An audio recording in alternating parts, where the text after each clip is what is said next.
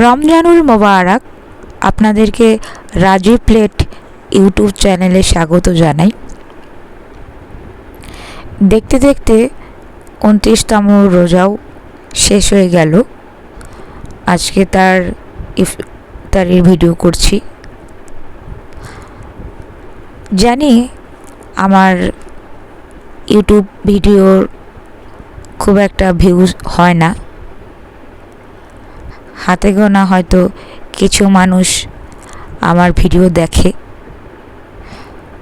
তো যারা দেখে তাদেরকে ধন্যবাদ জানাই আমাকে সাপোর্ট দিয়ে পাশে থাকার জন্য। আল্লাহ যদি বাঁচিয়ে রাখে পরের বছরও ইফতারের ভিডিও সিরিজ করার চেষ্টা করব। তো আজকে ইফতারে কি থাকছে দেখে নিই। রয়েছে এগ ফ্রাইড রাইস।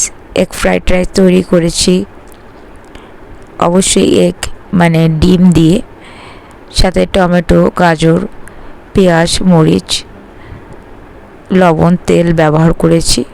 রয়েছে আপেল, কমলা, আঙ্গুর এবং খেজুর, সাথে রয়েছে বেলের শরবত।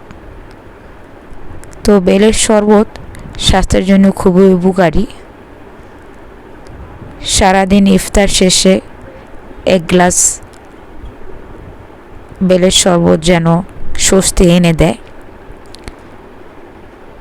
তো বেলটি হালকা করে চুলার আগুনে একটু পুড়িয়ে নেওয়া হয়েছে, আস্ত থাকা অবস্থায়, তারপরে ভেঙে বেলের শরবতটি তৈরি করা হয়েছে। তো এই ছিল আজকে ইফতারের আয়োজন।